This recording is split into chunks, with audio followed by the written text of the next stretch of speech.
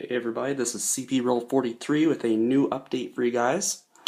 So I've done some new stuff since the last update and it's kind of been a while. But the reason why it's been a while is because I'm still trying to tell myself to not put out updates a whole lot. I know it's probably gets a little bit irritating to have notification every week with my username on it. So I'm trying to kind of spread them out just a little bit further, and hopefully that should happen while I don't have a whole lot of stuff to do now on the layout. So that's kind of probably a nice vacation for you guys. But we'll see as time goes, but I'm still trying really hard to not put out so many updates like every week, or maybe like go every week and a half, maybe even try and push to 2 weeks or something like that. So just to let you guys know, I'm really trying. Anywho's, we're going to get started with the GP9 here. I pulled it in, and the lighting, you may have noticed, is done using incandescents, which I took out of the AC44. Reason being, I haven't been using the AC44 a whole lot as a lead unit, more or less as a extra unit in the consist, so it doesn't really need lighting. And stuck them into the GP9. Hopefully these incandescents will last a little while. I'm like really running out of lights here, and all I basically have is LEDs. Well, the few LEDs I have anyways, but yeah, I'm pretty short on lights right now, and I really want to get some more in at some point. So I want to show you guys what I've done to the GP9. Did a little bit of detailing on it, and I'll zoom in with my new iPod here. Focus in on that. You may notice it's a little bit grainier or noisier in the quality, but that's just Apple for you. So I put on some grab irons, again using number 10 staples, and I think they look pretty nice actually. I think these are the best ones I've done. To be quite honest with you guys, I still have to kind of do some of the black on this one right here. Then there's another one that's on the top of the nose, somewhere in this area here, and I still have to locate that, and then I can do an approximation of where to put the holes in and such. But it looks pretty nice. I've also been thinking of adding a sand filler hatch, which goes right at the tip, right there, of the anti-glare shade. So I really look forward to doing that as well. Probably make that out of styrene, which should be quite easily because they're more square shaped. So I'm going to zoom out of that. And so yeah, that's what's really happening with the GP9. I know it looks so close to a GP9u, and it technically is, but like I said, I'm not completely finished with it yet. I still want to do, like on the side here, the GP9M's louver arrangement. It's these little vent-like things you see there's 5 of them on the side there, and then there's one all the way at the back. So I'd like to rearrange those louvers to the correct arrangement for the GP9u models. And I did a little bit of work on the dynamic brake blister. There's still some vent left there. I think you can see it, just a little bit of that dark area right there. That was left of the intake vent. I still have to remove that. But other than that, it's very, very close, and I can't wait to finish it, as I've said before. Alright, I'm going to move the train ahead and show you what I've done to the SD40 here. Athearn RTR I got through the mail. And so you could probably notice right away that I put on that new rear LED casting there, or rear light casting, sorry, which is by Miniatures by Eric.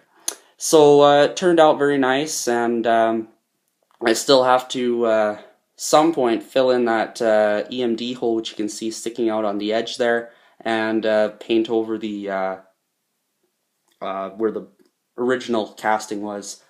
But I put the handrails back on. There's very little paint damage from the filing that I did. There's a little bit of a paint scrape at the other end of it, which you can't see, but other than that, it's very, very, very minor. So it's not like anything I had to do with the GP38, which I'll show you in just a sec here, but turned out pretty nice here. Let's see if I can try and focus in on that. Not sure if you noticed a little dimple on the casting kind of sticking downwards, and there's another one that's on the other side that sticks upwards. I'm not sure if that's prototypical for the actual ones. I'm not sure how they're arranged, how the little things are supposed to be facing, if they're supposed to be facing horizontal, vertical, or diagonal, like they are on the model here. So maybe some input on that would be great, and then I can see if I have to fix it in any way. I think it's sticking out a little bit too much, so I'll have to fix it at some point anyways. But yeah, it turned out great. Lots of fun to do. I love doing detailing. It's probably my favorite part of the hobby. So that's what I enjoy.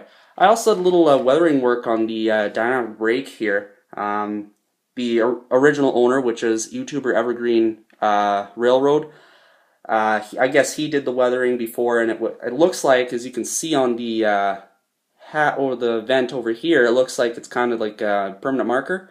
Correct me if I'm wrong. And so what I did is I removed the weathering on the vents and took some black wash acrylic paint, watered down, and did that.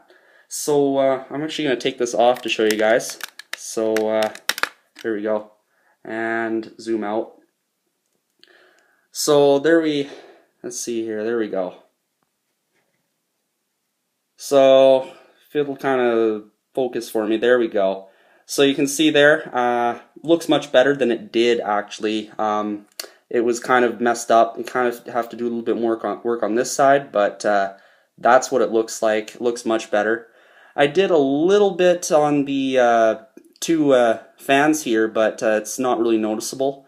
And I might do a little bit around the exhaust stack, but in the meantime it looks pretty good, and I really like the SD40 a whole lot. So if I can just get this back on, there we go. Alright, so I will now get these units off and show you the GP38 for a quick second here and try and wrap this up. Alright, get this onto the track and show you guys what I wanted to show you. I'm going to need a staple here because I will be turning it on, and I don't want it to go anywhere while I'm running in DC power. So I want to show you guys the lighting that I did on this thing, since the lighting upgrade was done after I put on the Miniatures by Eric GP38 rear casting. So here we go. As you can see, lights up very nicely. I'm using fiber optic tubes. The ditch lights, you may notice they're a little bit dim. I'm still trying to figure out how to fix that, but so far it's not much of a problem.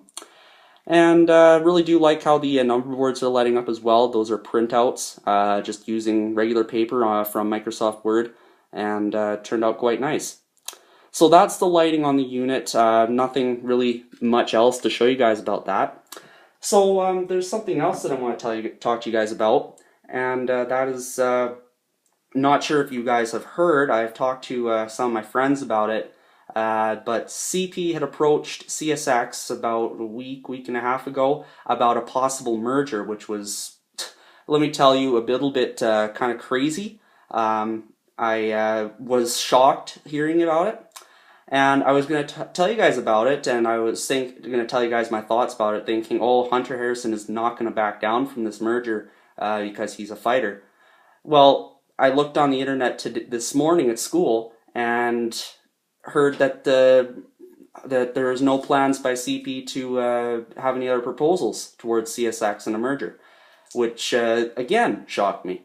So clearly something strange, but I guess CP is starting to kind of get to make some moves here, and that's what I'm hoping will happen at some point, is for CP to make some big moves, just because they are one of the smaller railroads in North America. The CP CSX merger, if it were to happen, it would have made North America's largest railroad ever, and that would have been something, especially for CP. But yeah, just thought I'd let you guys know about that and my thoughts about it, and go on from there. So that's pretty much it, guys. I hope you enjoyed the update, and it went pretty long, but hey, that's what I can do now with my brand new iPod. I really like it. So again, as always, this is CP Rail 43, and good luck.